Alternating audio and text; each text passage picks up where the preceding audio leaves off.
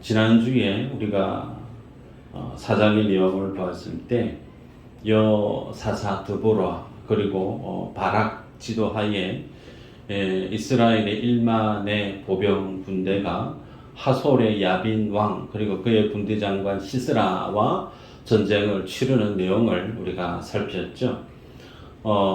군사력으로 비교해 보면 이스라엘이 비교가 되지 않는데 전쟁의 결과는 이스라엘이 승리를 했습니다. 그런데 그 승리한 가운데 성경은 승리한 어떤 그 믿음의 결과물을 놓고 성경의 독자들에게 여사사였던 드보라의 믿음을 좀 배워라, 혹은 군대 장관 시스라의 머리에 말뚝을 박아서 죽게 하고 전쟁의 승패를 나누었던 그 야엘의 여자 야엘의 그 용기와 믿음을 배우라 라든지 그런 어떤 모습이 있는 것이 아니었고, 히브리서 11장에서 우리가 살펴보았던 것처럼 의외로 믿음으로 그리고 본받을 만한 인물로 보이지 않았던 바락이라고 하는 인물을 들어서 성경은 믿음에 대해서 우리에게 도전했던 말씀을 지난주에 봤습니다. 오늘은 전쟁의 그 마무리, 이 국면에서 하나님께서 특별히 이 5장의 드보라와 바락의 노래로 구성되어진 5장의 내용을 통해서 이 전쟁을 통한 하나님이 우리에게 주시고자 하시는 메시지가 뭔가, 그 하나님의 뜻을 찾아가는 시간이 되기를 바랍니다. 말씀을 들어가기 앞서 노래가 갖는 힘이 얼마만큼 대단한가를 한번 공감하고 말씀을 보도록 하십시다. 세계 많은 나라들이 대한민국의 경제 성장에 대해서 궁금해하죠. 전쟁표 국가에서 저렇게 뛰어난 경제 성장을 이룰 수 있었던 대한민국의 저력, 그 원인, 힘이 과연 어디에 있는가 나름의 연구를 통해서 자국의 경제 발전에 도움을 얻고자 많은 나라들이 한국을 배우고자 하죠. 그런데 이러한 한국의 경제 발전에 다양한 이유가 있고 원인이 있겠으나 그 중에 하나를 들자면 저는 새마을 운동도 한몫을 했다, 그렇게 생각을 합니다. 새마을 운동 아마 여러분 나이 드신 분들은 다 아실 텐데 노래도 있었죠. 제가 읽어드리면 아시네. 새벽종이 울렸네, 새 아침이 밝았네, 너도 나도 일어나 새마을을 가꾸세, 살기 좋은 할렐루야. 2절부터 4절까지 있는데 초가집도 없애고 마을길도 넓히고 푸른 동산 만들어 알뜰살뜰 다듬세, 서로서로 도와서 땀 흘려서 일하고 소득 증대에 힘써서 부자 마을 만드세. 4절은 우리 모두 굳세게 싸우면서 일하고 일하면서 싸우세, 세조국을 만드세. 제 기억에 아침에 한 5시 반, 6시쯤 되면 온 동네에 이 새마을 노래가 확성기로 빵빵 울렸어요. 그러면 동시에 온 집안에 있는 사람들이 집안에 한 사람, 두 사람씩 뭘 들고 나와요. 빗자루 들고 나오는 사람, 마대자루 들고 나오는 사람, 그러면서 온 동네를 그냥 쓸죠. 썰면서 쓰레기도 줍고, 그렇게 동시에 이 노래를 통해서 온 마을이 동시에 일어나서 내가 사는 동네부터 갖고 갔던 그런 기억이 나요. 수십 년이 지났는데 새마을 노래가 들려지면 그때 기억이 소환됩니다. 노래가 갖는 힘이 그런 것 같아요. 바쁜 일상 가운데 파묻혀 살다가 옛날 옛적에 그 노래를 듣게 되어지면 그때 당시에 경험했던 그 느낌, 그 추억, 바로 그냥 대면하듯이 느끼고 공감하게 되죠. 자, 오늘 본문 5장이 드보라와 바락의 노래로 구성되어져 있는데, 하나님께서 이 전쟁이라고 하는 이 사건을 통해서 자자손손 그리고 많은 사람들에게 이 전쟁을 통해 하나님이 후대들에게 기억하고 교훈하기 위해서 취하신 방식이 노래라는 것을 우리가 보게 되죠. 자, 특별히 이 노래, 우리가 다는 보지 아니했지만 시간 관계상 1절부터 31절까지 내용의 구절을 하나씩 바라보면 전쟁 승리에 대한 어떤 정보 그리고 사실에 대한 많은 내용들을 알려주는 걸 보게 됩니다. 자, 여쭤볼까요? 군사력으로 비교하면 야빈의 군사력, 시스라의 철병거 900대, 그리고 급조한 이스라엘의 일반의 보병 군대 싸우면 누가 이길 수밖에 없을까?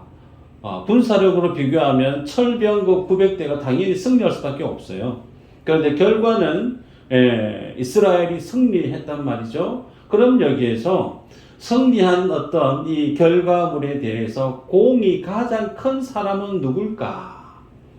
여사사 드보라 1번, 2번 시스라, 소위 야엘의 군대장관 머리를 떨어뜨렸던 여인, 야엘의 여인의 어떤 용기와 믿음, 혹은 1만의 군대를 거느리고 돌격 앞으로 지휘했던 바락, 누굴까요?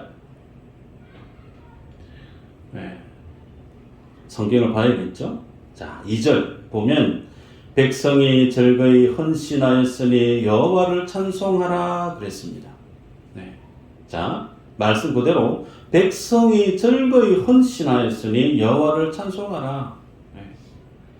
백성이 헌신했다라는 거예요. 네.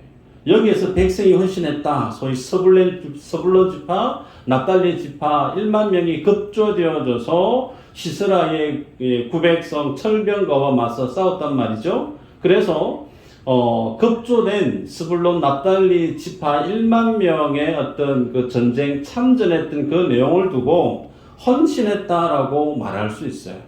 그런데 이상한 것은 그 헌신에서 결국은 승리를 했단 말입니다. 그러면 승리를 했으면 그 모든 영광의 박수를 누가 받는 것이 합당한가? 소위 전쟁에서 승리를 하고 혁혁한 공을 세운 이가 있다면 많은 사람들이 그 공을 세운 사람들을 주목해야 되는 것이 맞고 그 사람을 축켜 세우는 것이 상식적이죠. 그래서 본문에 보면 많은 이스라엘 백성들이 헌신했다 그랬어요. 헌신해서 이겼단 말이에요. 그러면 찬송받아야 될 대상은 이스라엘 백성인데 성경은 여호와 하나님을 찬송하라 그렇게 말씀하고 있습니다. 뭔가 이상하지 않습니까? 왜?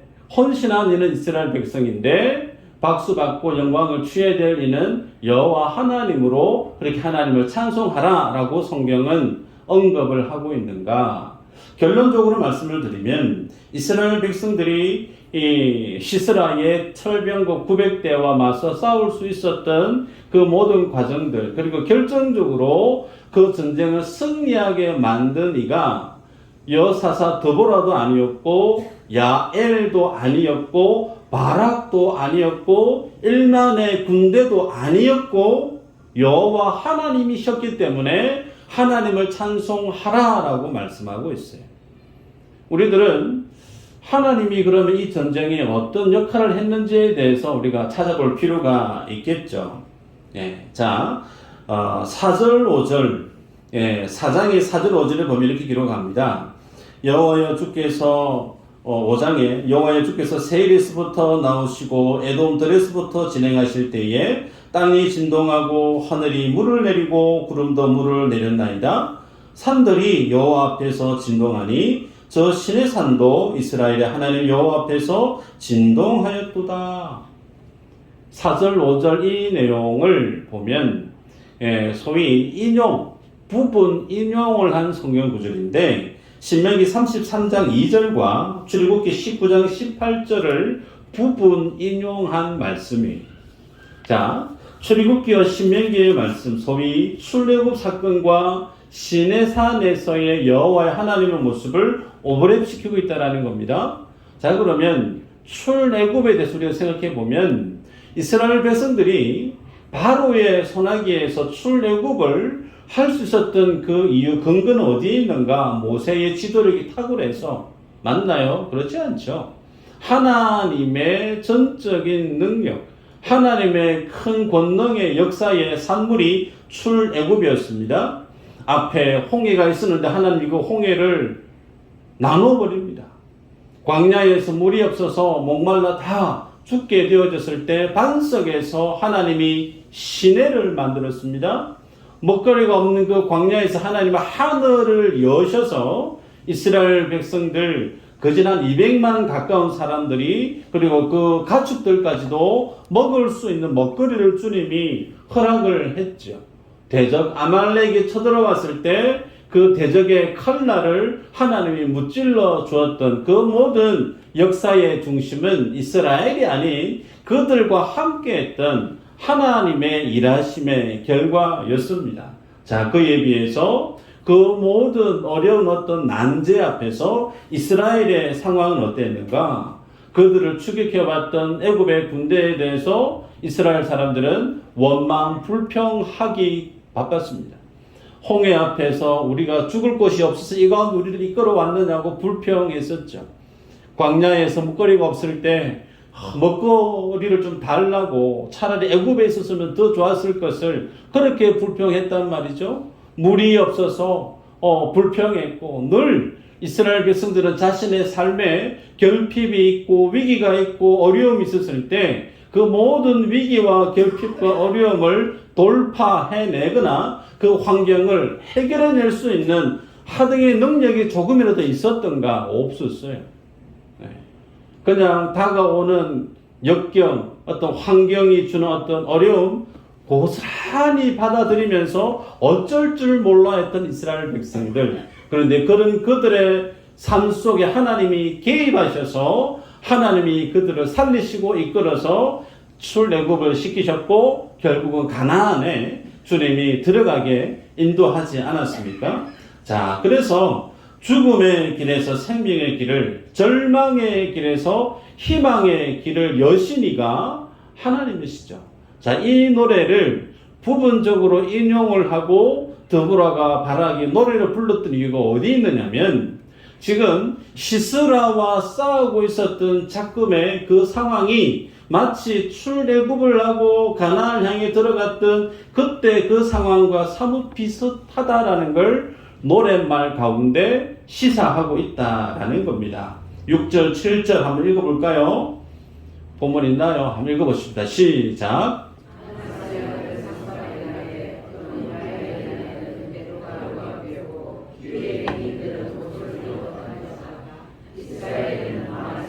거쳤으니 나 더불어가 일어나 이스라엘의 어머니가 되기까지 거쳤도다. 아멘. 자, 삼날의 날에 그랬어요. 야엘의 날도 있고 우리가 보았습니다. 소모는 막대기로 블레셋을 무찔렀던 사사 삼갈.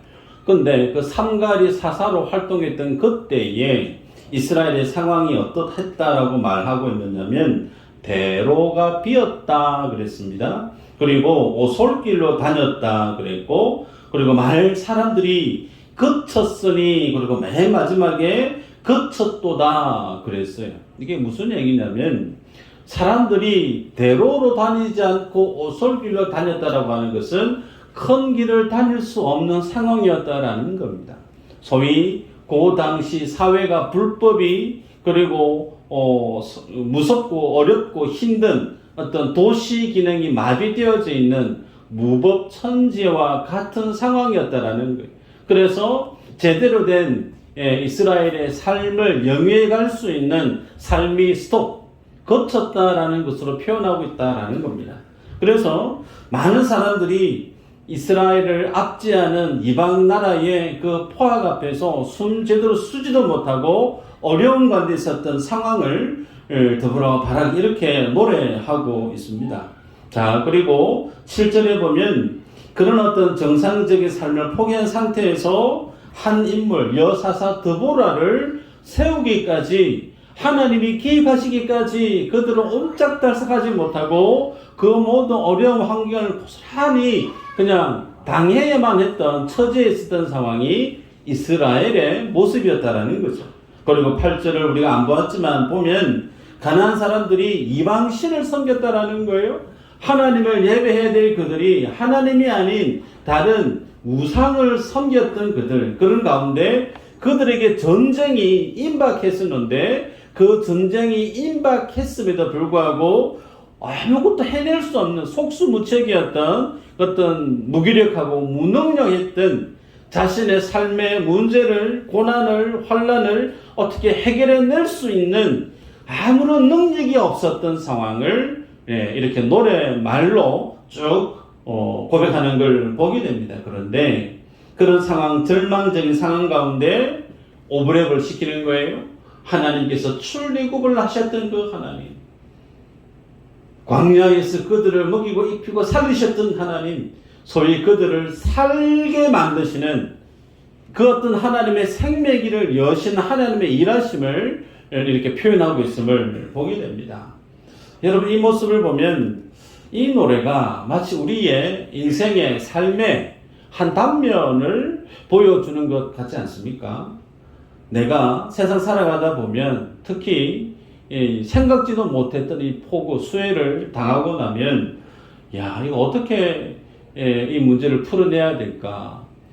혹은 예기치 않았던 어떤 건강상의 위기가 찾아온다든지 혹은 직장에서의 어떤 예기치 못한 어려움을 직면한다든지 아무개 당신 내일 모레 언제 명퇴 대상입니다.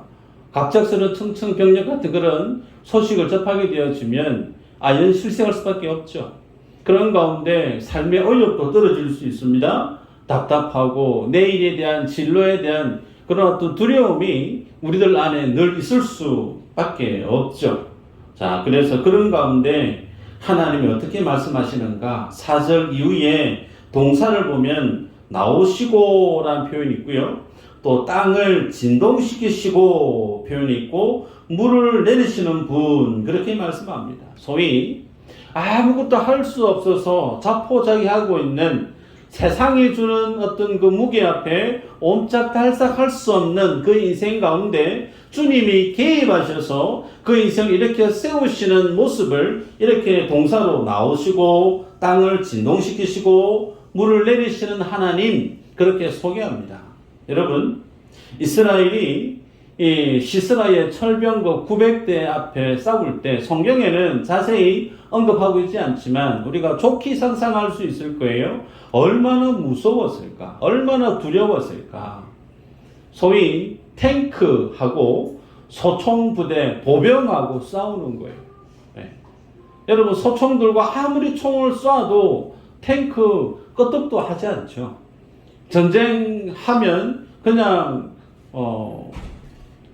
죽을 수밖에 없고 패전할 수밖에 없는 결과가 뻔히 보이는 듯한 어떤 그런 전쟁, 얼마나 두려웠겠습니까? 그런데 그들의 생각이 하나님 앞에서 다 볼 산, 소위 산에서 전투를 하면 성산이 있지 않을까? 왜요? 산에는 철병거가 운행할 수가 없거든요. 그래서 보병, 소위 칼들과 창들과 싸우는 일만의 군사력이면 이 군사력 가지고 산에서 전쟁을 치르면 그나마 성산이 있지 않겠는가? 좋게 상식적인 생각이에요. 그런데 하나님의 말씀이 어떠했죠? 그 다볼 산에서 기손 시내 강가로 내려가라 라고 말해요. 우리의 상식을, 우리의 지식을, 우리의 경험을 반하는 하나님의 말씀이 증거됩니다. 그곳에 내려가면 철병거 900대가 있습니다. 소위 탱크가 있단 말이에요. 그 탱크에 맨손으로 그냥 싸우라는 거와 똑같단 말입니다. 그런데 참 이해도 안 되는 사지로 몰아내시는 거 하나님의 말씀, 이해하려고 해도 이해되지 않는 거 하나님의 말씀 앞에 바라기 순종을 해요. 산에서 1만의 군사를 끌고 내려와서 기손시내 강가에 데리고 내려갑니다. 여러분, 그래서 그 상황이 어떻게 이루어졌는가? 우리가 지난주에 보았는데 4장 15절에 보면 시스라의 군대 그리고 그 병거를 하나님이 혼란시켰다 그래요. 그러고 나서 시스라가 그 병거에 내려서 걸어서 도망가다가 그들과 함께 화친을 맺고 있는 야엘의 집에 들어가서 숨어 있다가 여인 야엘의 손에 의해서 죽임을 당하는 내용이 사장에 쓰인 내용이에요. 여기에서 그러면 왜 철병거 900대를 가졌던 막강한 군사력을 가졌던 그리고 땅에서 마음껏 그 철병거를 운영함으로 보병을 그냥 무찌를 쓰던 그 막강한 전투력이 왜 무용지물이 되어져서 혼란스러워했고 적장이 그 철병거에서 뛰어내려서 걸어서 도망을 가는 상황이 펼쳐진 그 배경이 뭘까 궁금할 수 있는데 그 내용을 오늘 읽었던 본문에 소개하고 있어요. 말씀을 우리가 보았는데 읽었던 내용에 보면 땅이 진동하고 4절에 하늘이 물을 내리고 구름도 물을 내렸나이다 그래요. 중요한 게 뭘까요? 물을 내렸나이다. 소위 비가 왔다라는 거예요. 우리가 연일 폭염 때문에 얼마나 힘들었습니까? 와, 비 좀 왔으면 좋겠다. 우리들은 하나님을 원망은 안 했겠지만 많은 사람들이 비 좀 줬으면 좋겠다. 하늘을 원망하는 사람도 있지 않았겠나. 세상 사람들 중에는. 그런데 하나님이 한번 물을 주시는데 감당 못하게 물을 주십니다. 상상이라도 했겠습니까? 거제는 그냥 폭탄만 수준이에요.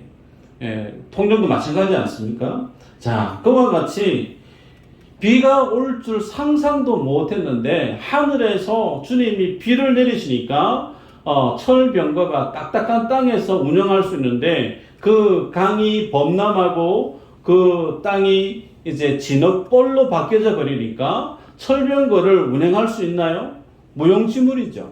그러니 철병거에서 훈련되어졌던 군인들이 보병하고 싸우려니까 게임이 안 됐던 겁니다. 결국은 시스라가 운영 못하는 철병거에서 뛰어내려서 걸어서 숨어 있다가 죽임을 당하고 말았습니다. 여러분, 이와 같이 전쟁에서 가장 큰 공을 누가 세웠는가? 여사사 드보라도 아니었고 바락도 아니었고 야헬도 아니고 누구라고요? 하나님이세요. 그래서 이스라엘 백성이 즐거이 헌신했지만 찬양, 찬송의 주인공이 누구냐? 하나님의 찬송을 받아야 된다. 그 말의 의미는 가장 누가 많이 헌신했고 가장 누가 많이 혁혁한 공을 세웠느냐? 인생이 아니라는 거예요. 하나님이 그 전쟁을 승리하게 만들었기 때문에 드보라와 바락이 여호와 하나님을 찬송하라 그렇게 고백하고 있는 겁니다. 여러분, 그래서 이스라엘이 출애굽을 하고 홍해를 건너고 광야를 통과하고 적진을 뚫고 약속의 땅에 들어갈 수 있었던 그 모든 그들의 삶의 여정 안에는 그들의 자랑, 그들의 수고, 그들의 어떤 업적보다 무엇이 또렷이 새겨져 있었느냐? 출애굽기에서 하나님의 함께 하심이죠. 하나님의 말씀 앞에 생명 걸고 순종한 결과가 그들이 가나안 땅에 들어가서 하나님의 백성으로 있을 수 있었던 것처럼 오늘 본문도 마찬가지라는 거예요. 마치 홍해와 같고 그리고 대적, 가나안의 대적들 앞에 선 이스라엘과 같았던 그들, 자기 앞에 야손과 철병거 900대를 거느리고 있는 시스라 앞에 있는 그들, 홍해 앞에 있었던 것과 별반 다르지 않았다라는 거예요. 그런데 그들이 그렇게 움츠려 있었을 때 하나님이 개입하셔서 그들의 삶 가운데 생명의 길을 여셨다라는 겁니다. 여러분, 여기에서 우리가 중요한 것을 기억해야 되죠. 자, 시점. 드보라의 시점에서 볼까요? 드보라의 시점. 이미 그들 조상이 출애굽을 하고 광야를 통과하고 가나안 땅에서 시간을 가졌던 거, 모세가 죽고 여호수아가 죽고 이제 사사시대에 들어왔어요. 오래전의 이야기입니다. 그 오래전에 그들의 조상의 스토리 가운데 하나님이 그와 같이 신실하게 역사하시던 그 하나님을 시스라는, 오늘 드보라는 시스라와의 싸움 속에서 그 하나님을 만난 거예요. 하나님의 신실하심을 만났다라는 겁니다. 그들은 하나님을 예배했던 거 아니에요. 우상을 섬겼다고 기록하고 있죠. 하나님을 섬기지 않는 믿음 없는 불신의 삶을 살았음에도 불구하고 하나님을 배반했던 그들임에도 불구하고 하나님이 그들 가운데 긍휼로 은혜로 그들과 함께 하셔서 그 전쟁을 승리하게 만드신 하나님. 하나님은 어떤 하나님? 신실하신 분이시구나. 과거에 막연하게 들었던 그 하나님이 아닌 오늘 내가 살아가는 세상 한복판에서 내가 듣고 알았던 그 하나님이 지금 내 삶 가운데 역사하시는 하나님임을 드보라와 바락이 너무나 생생하게 경험해서 노래하지 않으면 안 될 이유를 가지고 노래를 만들었다라는 거예요. 자, 그러면 이것이 오늘 우리에게 어떤 관련이 있는가? 나의 하나님도 이스라엘을 통과하게 만들었던, 시스라를 무찌르게 하셨던 그 하나님이 오늘 내가 예배하는 하나님이 맞는가? 맞나요? 아멘인가요? 그 하나님이에요. 중요한 건 지식이죠. 그렇구나. 목사님이 얘기하니까 맞지. 그렇지. 그게 중요한 게 아니에요. 지식은 책 펼쳐서 보면 우리가 얼마든지 알 수 있어요. 그런데 신앙은 삶으로 살아내는 거예요. 아는 것과 믿는 것이 하나가 되어져야만이 그의 삶 속에 믿는 믿음의 기쁨과 승리의 감격이 세상을 넉넉히 승리하는 믿음의 벅찬 감동이 믿는 자 안에 살아 숨쉰단 말이에요. 그런데 믿는 것과 아는 것이 하나가 되지 못하고 단순히 지식으로만 내 속에 쌓여져 있으면 하등의 의미가 없더라는 겁니다. 여러분, 하나님은 오늘 우리에게 말씀합니다. 믿는 사람은 내가 구축해 놓은 다볼산, 여기에 있으면 안전하다. 여기에서 어찌됐든 버티내면 나는 승리할 수 있다. 그건 내 생각이에요. 그런데 그런 내 생각을 가지고 살아가는 내 인생 가운데 하나님의 말씀이 들어옵니다. 하나님의 말씀이 내 생각과 상반된 말씀을 주신다라는 거예요. 물질에 대해서, 내 삶의 선택의 방향에 대해서, 무엇을 내가 가치 있게 붙들고 살아가는가에 대한 삶의 우선순위에 대해서 하나님 우리에게 직접적으로 말씀하시면 이제 그 말씀 앞에 믿음의 사람은 어떻게 행동하느냐? 내가 구축해 놓았던 나의 안전지대를 말씀이 있는 그곳을 향해 과감하게 벗어날 줄 아는 사람이더라. 그 사람이 믿음의 사람이더라. 여러분, 성도는 눈에 보이는 대로 살아가는 거 아니에요. 성도의 삶은 내 생각대로 사는 것도 아닙니다. 성도가 이 땅 가운데 살아가는 삶의 기준은 말씀대로 사는 거예요. 두 번째, 믿음으로 사는 겁니다. 아멘. 말씀과 믿음으로 살아냈을 때 하나님이 정말 내 안에 역사하신 그 주님을 만나게 되어지면 나도 뭐 할까요? 나도 노래 부르는 거예요. 만났던 하나님, 멋있는 하나님, 나를 너무나 사랑하시는 그 하나님, 그냥 좋아서 흥얼흥얼 노래하게 된단 말이에요. 이 믿음의 자리에 주인공 여러분 되시기를 축복합니다. 네. 두 번째는 한번 따라할까요? 믿음의 눈을 가진 자는 순종의 타이밍을 놓치는 법이 없다. 네. 실제 헌신을 하나님이 하셔서 이스라엘 백성들이 승리했지만 또 사실적으로 보면 전투에 참전했던 이들이 있죠. 14절 이후로 쭉 보면 에브라임 지파가 등장하고 베냐민 지파가 등장하고 므낫세 지파의 마길이 등장하고 그리고 18절 이후로 보면 스불론은 죽음을 무릅쓰고 목숨을 아끼지 아니했고 납달리도 그러했다 그렇게 얘기합니다. 소위 하나님의 거룩한 전쟁 앞에 열심히 동참했던 이스라엘의 지파를 쭉 열거합니다. 그런데 반대로 그 전쟁과 다른 반응을 보였던 내용들도 소개하죠. 15절 16절에 보면 르우벤 지파가 있는데 르우벤 지파는 시내가에서 큰 결심을 했었다고 얘기합니다. 그런데 큰 결심을 했는데 결심하고 난 다음에 뭔가 행동으로 옮겨야 되는데 행동을 옮기지 않았어요. 결심만 했다라는 거예요. 맨날 결심하고 계획하고 하십시다. 그렇게 했는데 한 게 아무것도 없어요. 그리고 단과 아셀 지파는 자기들의 거주지에서 그냥 가만히 있었다라는 겁니다. 특별히 말씀을 보면 23절에 보면 메로스라고 하는 이름이 등장하는데 이 메로스는 지역 이름입니다. 그런데 이 메로스를 금언하면서 그들이 와서 여호와를 돕지 아니하며 여호와를 도와 용사를 치지 아니함이니라 그러면서 저주를 하나님이 명하는 걸 보게 됩니다. 아무래도 메로스라고 하는 지역에 대해서 정확한 위치가 어딘지를 성경에서 찾아볼 수가 없는데 제 생각에는 그래. 아마 전쟁을 펼쳐질 때 이 메로스 지역이 그 전쟁에서 참전했을 때 상당한 영향력을 끼칠 수 있는 위치에 있지 않았을까. 그래서 이 메로스 지역 주민들이 전쟁에 참전할 줄 알았는데 참전하지 않았다라는 거예요. 자, 그래서 참전하지 아니했던 이들 메로스가 있고 길르앗이 있고 단과 아셀, 르우벤이 있는데 이들 입장에서는 우리는 그냥 전쟁에 참전하지 않고 어떻게 되나 그냥 지켜봤다.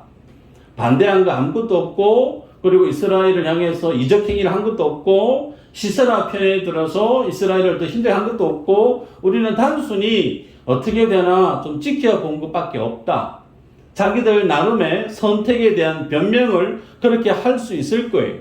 그런데 성경은 어떻게 기록하고 있느냐면 하나님의 이 전쟁에 참전하지 않았던 메로스를 비롯한 여러 지파들에 대해서 저주를 하고 있어요. 여러분, 저주를 받는 것은 그것이 하나님 앞에 악했기 때문임을 말씀합니다. 여러분, 이 내용이 우리에게 시사하는 내용이 큽니다. 왜 메로스와 그리고 길르앗과 단과 아셀 지파 이 사람들은 이 전쟁에 참전하지 아니했을까? 아무래도 전쟁을 참전하고 안 하고 관련된 손익 계산을 아마 나름 하지 않았겠는가. 그래서 참전하는 것보다 참전하지 않는 것이 더 얻는 이득이 더 많지 않았겠는가. 나름의 그런 생각을 지니고 그 전쟁에 대해서 그냥 구경꾼 정도, 아무것도 행하지 않는 어떤 무관심으로 일관했던 모습이 아니었겠는가 싶어요. 여러분, 그런데 이런 모습이 무엇과 성경을 결을 맞추고 있느냐? 28절 이후로 보면 시스라의 어머니가 등장합니다. 28절 이후로 그녀가 창문을 통해서 바라봅니다. 그리고 하는 말이 병거를 탄 아들이 빨리 들어와야 되는데 소위 시스라가 승리한 개선 장군과 같은 모습으로 그 병거를 타고 멋있게 들어와야 되는데 올 시간이 지났는데 시스라가 오지 않는 거예요.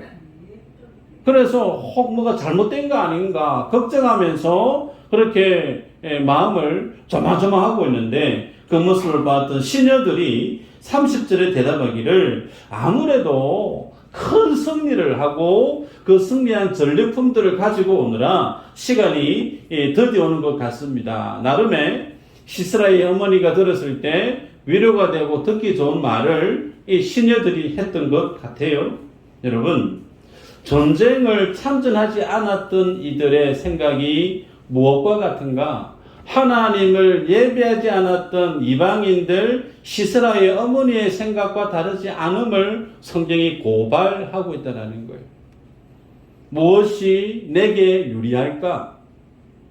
그 모든 판단의 기준은 나의 유익에 있다는 거예요.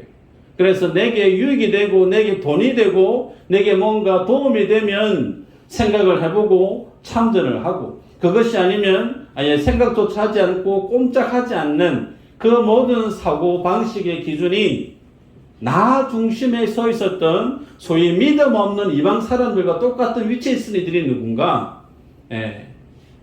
길르앗과 단과 아셀 지파 이들이었다라고 성경이 우리에게 비춰줍니다. 여러분, 하나님은 하나님의 행하시는 일 가운데 동참하기를 원하세요. 그래서 우리들은 내 눈에 펼쳐져 있는 세상 앞에서 어떤 기준을 가지고 세상을 살아가야 될 것인가? 성경은 하나님의 말씀, 명확히 제시됩니다. 하나님의 말씀. 그리고 세상의 기준과 세상의 계산 앞에서 우리들은 어느 쪽을 택해야 될 것인가 늘 고민하고 갈등하게 되어지죠. 그런데 믿음이 없는 사람은 하나님의 말씀을 중요하게 여기지 않습니다.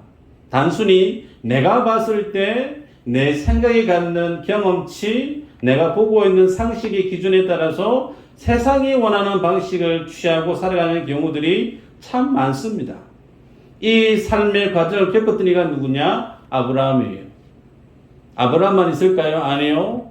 다윗도 포함되고 예수님의 제자들도 포함됐어요. 소위 많은 이들이 하나님의 말씀과 세상의 기준 앞에서 고민하고 갈등하다가 그들의 처음의 모습은 세상의 기준을 향해 살았던 이들이 다였다라는 거예요. 그런데 중요한 것은 세상의 기준을 중심으로 살았던 그들이 끝까지 그렇게 세상의 중심의 가치에 따라 살았느냐? 아니라는 겁니다. 어느 순간에 대해서는 하나님의 열심으로 그들과 함께했던 하나님의 말씀의 능력에 의해서 그들이 이제 세상의 기준이 아닌 말씀의 기준으로 삶을 선택하고 거기에 자신의 삶을 걸고 인생을 걸고 순종하는 자로 살았다라는 거예요. 성경은 처음부터 믿음의 대단한 사람으로 소개하지 않습니다. 중요한 건 그렇게 믿음이 자라나고 변화되어졌던 과정이 있음을 성경은 많은 인물들을 통해서 수록해 가고 있죠. 그럼 이 내용이 오늘 우리에게 어떤 관련이 있는가? 나는 세상을 어떻게 살아가고 있느냐에 대한 부분을 묻습니다. 내가 세상을 살아가는 기준이 뭘까? 하나님의 말씀에 따라서 내가 지금 살아가고 있는가? 아니면 내가 살아왔던 경험치, 세상의 어떤 기준, 무엇이 내게 유리하고 이익이 될까? 거기에 선택의 결정의 가장 큰 요소를 차지하는 게 하나님의 뜻이나 하나님의 영광이나 주님이 기뻐하시는 내용은 아무것도 없고 오롯이 나의 지각, 나의 명예, 나의 영광, 나의 기쁨 이것으로 똘똘 뭉쳐서 모든 것을 판단하는 자리에 있다라고 하면 우리들은 오늘 본문의 내용을 그대로 빌려서 하면 저주받을 자라는 거예요. 하나님의 원수와 같은 위치에 있는 자일 수 있다라는 겁니다. 말씀을 맺습니다. 여러분, 주를 대적하는 자를 오늘 본문에 원수라고 기록했고 하나님의 일하심 앞에 무관심했던 이들을 저주받을 자라고 기록합니다. 반면에 하나님의 말씀 앞에 다볼 산이 아닌 생명 걸고 철병거가 있는 기손 평지로 내려갔던 그들에 대해서 31절에는 주를 사랑하는 자라고 기록하고 있죠. 여러분, 주를 사랑하는 자들 어떻게 축복을 하는가? 31절 하반절에 해가 힘있게 보름 같게 하시옵소서 그랬습니다. 해가 힘있게 보름 같게 하옵소서. 여러분, 믿음의 사람은 세상보다 주님을 사랑하는 사람이에요. 여러분, 성도는 자기를 위해 사는 사람이 아니고요. 하나님을 위해서 사는 사람이 성도입니다. 스스로에게 질문을 던지세요. 나는 성도가 맞나? 나는 예수 믿는 사람이 맞나? 여러분, 주를 믿는 사람 수수방관하는 자 아니라는 거예요. 주변인으로 있지 않습니다. 구경꾼으로 있지 않습니다. 무관심으로 일관하지 않습니다. 하나님이 하시는 그 일에 그 말씀 앞에 두 발을 깊숙이 담그고 그 말씀 앞에 순종하는 자임을 오늘 성경은 우리에게 도전하고 말씀합니다. 혹 이 가운데 내가 서 있는 세상이 철병거를 마주하고 있는 것 같다. 홍해와 산과 광야와 같은 도무지 내 힘으로는 해결할 수 없는 삶의 무게 앞에 옴짝 달싹하지 못하고 답답한 처지에 있는 혹 하나님의 권속 있습니까? 어디를 봐야 될까요? 하나님의 말씀 앞에 서야 된다는 거예요. 주님을 보라는 거예요. 하나님의 말씀을 듣지 못하고 하나님을 향한 시선을 들지 못하면 우리의 눈에는 철병거만 보입니다. 우리의 눈에는 내가 건너지 못하는 홍해만 보인다는 거예요. 그런데 하나님의 그 말씀을 들어보면 내 생각을 깨는, 살아왔던 세상의 방식을 깨는 그 하나님의 말씀이 들려지는데 그 말씀 앞에 순종했더니 비가 왔다라는 거예요. 내가 상상도 못했던 일을 하나님이 펼쳐가십니다. 감당 못했던 수마 앞에 삶의 터전을 잃어버리니 얼마나 많습니까? 네. 그런데 그것을 통해서 하나님이 하실 일이 있을 수 있음을 우리가 믿음으로 내다보기를 바랍니다. 요한복음 8장 12절에 예수님이 이렇게 자신을 소개합니다. 한번 읽어볼까요? 시작.